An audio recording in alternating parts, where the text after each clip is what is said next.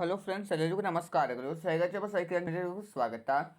Friends, ನನಗೆ ಈ ಒಂದು ವಿಡಿಯೋದಲ್ಲಿ ವೆಂಕಟೇಶ್ವರ ಸ್ವಾಮಿಗೆ ವಿಶೇಷವಾದ ಮುತ್ಯಾಲ ಆರತಿಯನ್ನು ಯಾವ ರೀತಿ ಮಾಡಬೇಕು, ಇದನ್ನು ಪ್ರಾರಂಭ ಮಾಡಿರುವಂಥವರು ಯಾರು, ಮತ್ತು ಇದರ ಫಲಗಳೇನು, ಮತ್ತು ಎಷ್ಟು ದಿನಗಳು ನಾವು ಈ ಮುತ್ಯಾಲ ಆರತಿಯನ್ನು ವೆಂಕಟೇಶ್ವರ ಸ್ವಾಮಿಗೆ ಮಾಡಬೇಕು ಅಂತ ತಿಳಿಸ್ಕೊಡ್ತಾ ಇದ್ದೇನೆ. ಬನ್ನಿ ನೋಡೋಣಂತೆ.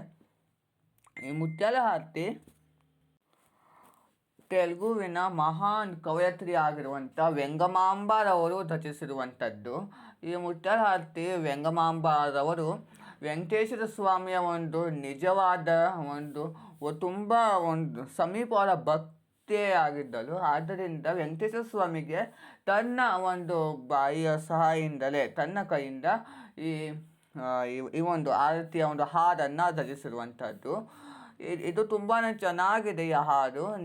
ನಿಮಗೆ ಈ ಹಾಡಿನ ಒಂದು ಪುಸ್ತಕ ಸಿಕ್ಕಿದ್ರೆ ಅದನ್ನು ಇಟ್ಕೋಬೋದು.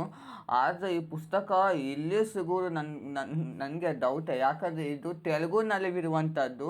ಇಲ್ಲಿ ಕನ್ನಡದಲ್ಲಿ ಸಿಗ್ತದೋ ಇಲ್ವಲ್ಲ. ನಾನು ಸಹ ಈ ಮೊಬೈಲ್ನಲ್ಲಿ ಹಾಡನ್ನು ಹಾಕಿಕೊಂಡೇ ನಾನು ಆರತಿಯನ್ನು ಮಾಡುವಂಥದ್ದು. ಸೊ ನೀವು ಸಹ ಅದೇ ರೀತಿ ಮಾಡಬಹುದು.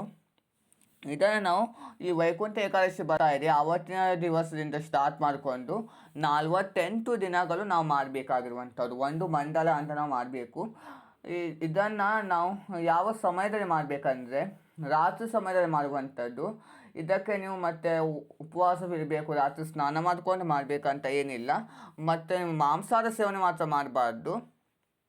ನೀವು ಪ್ರತಿನಿತ್ಯ ಮಾಡುವಂಥ ಊಟ ಸಾತ್ವಿಕವಾಗಿರುವಂಥ ಒಂದು ವೆಜ್ ಊಟವನ್ನೇ ಮಾಡಿಕೊಂಡು ನೀವು ರಾತ್ರಿ ಸಮಯದಲ್ಲಿ ಕೈಕಾಲು ಮುಖ ತೊಳೆದು ರಾತ್ರಿ ಸಮಯದಲ್ಲಿ ವೆಂಕಟೇಶ್ವರ ಸ್ವಾಮಿಗೆ ಈ ಆರತಿಯನ್ನು ನೀವು ಮಾಡಬಹುದಾಗಿರುತ್ತದೆ.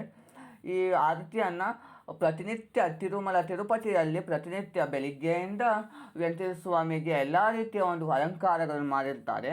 ಹಾಗೆ ರಾತ್ರಿ ಸಮಯದಲ್ಲಿ ವೆಂಕಟೇಶ್ವರ ಸ್ವಾಮಿಯನ್ನು ಚಿನ್ನದ ತೊಟ್ಟಿಲಿನಲ್ಲಿ ಮಲಗುವಂಥ ಸಮಯದಲ್ಲಿ ಈ ಮುತ್ಯಾಲ ಆರತಿಯನ್ನು ಮಾಡಿಕೊಂಡು ದಿನನಿತ್ಯದ ಕಾರ್ಯವನ್ನು ಮುಗಿಸ್ತಾರೆ. ಆಚರಣೆ ಮಾಡೋಣಂತೆ.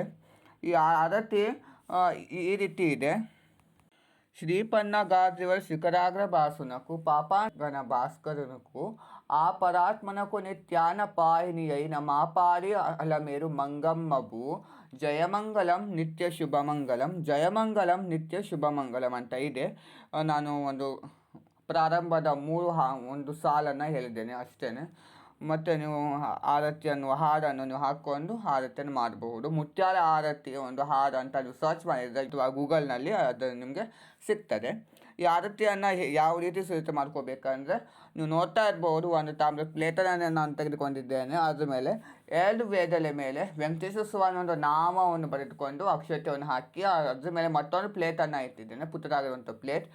ಅದ್ರ ಮೇಲೆ ನಾನು ಮುತ್ತುಗಳನ್ನು ಹಾಕಿಕೊಂಡಿದ್ದೇನೆ. ಈ ಮುತ್ತನ್ನು ಹಾಕುವಾಗ ಸಹ ನೀವು ಒರಿಜಿನಲ್ ಆಗಿರುವಂಥ ಪ್ಯೂರ್ ನಾವು ಮುತ್ತುಗಳನ್ನೇ ಹಾಕಬೇಕು. ಮತ್ತು ನೀವು ಅದು ಹಾರ ಬರ್ತದೆ ಅಲ್ವಾ ನೋಡಿ, ಸನ್ಮಾನಕ್ಕೆ ಬಡಿಸುವಂಥದ್ದು, ಅದನ್ನು ಮಾತ್ರ ನೀವು ಹಾಕಲು ಹೋಗಬೇಡಿ, ಮೊದಲೇ ಹೇಳ್ತಾ ಇದ್ದೇನೆ. ನಿಮ್ಮ ಮನೆಯಲ್ಲಿ ಒಂದು ವೇಳೆ ಇಲ್ಲದಾದರೆ ನೀವು ಬೆಳ್ಳಿ ಬಂಗಾರದ ಒಂದು ಅಂಗಡಿಗೆ ಹೋಗಿ ಅಲ್ಲಿಂದ ಸ್ವಲ್ಪ ಮಟ್ಟಿಗೆ ನೀವು ತೆಗೆದುಕೊಂಡು ಬಂದು ಇದನ್ನು ಮಾಡಬಹುದು. ಆರತಿಯನ್ನು ಪ್ಲೇಟ್ ಮೇಲೆ ಸ್ವಲ್ಪ ಮಟ್ಟಿಗೆ ಮುತ್ತನ್ನು ಹಾಕಿಕೊಂಡು ಅದ್ರ ಮೇಲೆ ಒಂದು ಕುಬೇರ ದೀಪ, ಇಲ್ಲವಾದರೆ ಬೆಳ್ಳಿ ದೀಪ, ಏನು ಇಲ್ಲ ಅಂದರೆ ಒಂದು ಮಣ್ಣಿನ ದೀಪನ ಅದನ್ನು ಇಟ್ಕೋಬಹುದು. ಕುಬೇರ ದೀಪ ತುಂಬ ಶ್ರೇಷ್ಠವಾಗಿರುವಂಥದ್ದು, ಆದ್ದರಿಂದ ನಾನು ಕುಬೇರ ದೀಪವನ್ನು ತಿಳಿಸ್ಕೊಡ್ತಾ ಇದ್ದೇನೆ.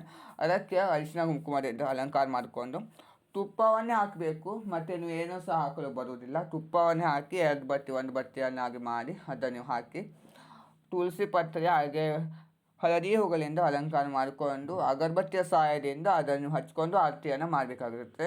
ಹಾಗೆ ಇದರಿಂದ ನಿಮ್ಮ ಸಂಕಲ್ಪ ಸಹ ಈಡೇರುತ್ತದೆ. ನೀವು ಮೊದಲನೇ ದಿವಸ ಪ್ರಾರಂಭ ಮಾಡುವಾಗ ನಿಮ್ಮ ಸಂಕಲ್ಪವನ್ನು ಕೇಳಿಕೊಂಡು ನೀವು ಇದನ್ನು ಪ್ರಾರಂಭ ಮಾಡಿ 48 ದಿನಗಳ ಒಳಗಡೆ ನಿಮ್ಮ ಸಂಕಲ್ಪ ಸಹ ಈಡೇರುತ್ತದೆ. ಸೊ ಅದರಿಂದ ತಿಳಿಸ್ಕೊಡ್ತಾ ಇದ್ದೇನೆ. ವೈಕುಂಠ ಏಕಾದಶಿ ದಿನದಿಂದ ನೀವು ಪ್ರಾರಂಭ ಮಾಡಿ. ವೈಕುಂಠ ಏಕಾದಶಿ ದಿನ ಇದನ್ನು ಬೆಳಗ್ಗೆ ಮಾಡಿದರೆ ಅಂದರೆ ಪ್ರಾರಂಭದ ದಿವಸ ತಿರುಗಿ ದಿವಸದಿಂದ ನೀವು ರಾತ್ರಿಯಿಂದ ಮಾಡಬೇಕು. ನೋಡಿದ ಫ್ರೆಂಡ್ಸ್, ಇವತ್ತಿನ ಈ ಒಂದು ವಿಡಿಯೋದಲ್ಲಿ ನಾನು ನಿಮಗೆ ತೆಲುಗುವಿನ ಮಹಾನ್ ಕವಯತ್ರಿ ಆಗಿರುವಂತಹ ವೆಂಗಮಾಂಬರವರು ವೆಂಕಟೇಶ್ವರ ಸ್ವಾಮಿಗೆ ಅರ್ಪಿಸಲಾಗಿರುವಂತಹ ಮುತ್ಯಾಲ ಆರತಿಯ ಬಗ್ಗೆ ತಿಳಿಸ್ಕೊಟ್ಟಿದ್ದೇನೆ. ಇದು ನಿಮಗೆ ಇಷ್ಟವಾದಲ್ಲಿ ಲೈಕ್ ಮಾಡಿ, ಶೇರ್ ಮಾಡಿ, ಕಮೆಂಟ್ ಮಾಡಿ. ಹಾಗೆ ಅವರೇ ಕನಕು ಪ್ಲೀಸ್ ನನಗೆ ಸಬ್ಸ್ಕ್ರೈಬ್ ಮಾಡ್ತಾರನ್ನ ಮರೆಯಬೇಡಿ. ವೈಕುಂಠ ಏಕಾದಶಿಯ ದಿನದಿಂದ ಇದನ್ನು ಪ್ರಾರಂಭ ಮಾಡಿಕೊಂಡು 48 ದಿನಗಳ ಕಾಲ ಇದನ್ನು ಮಾಡಬೇಕು.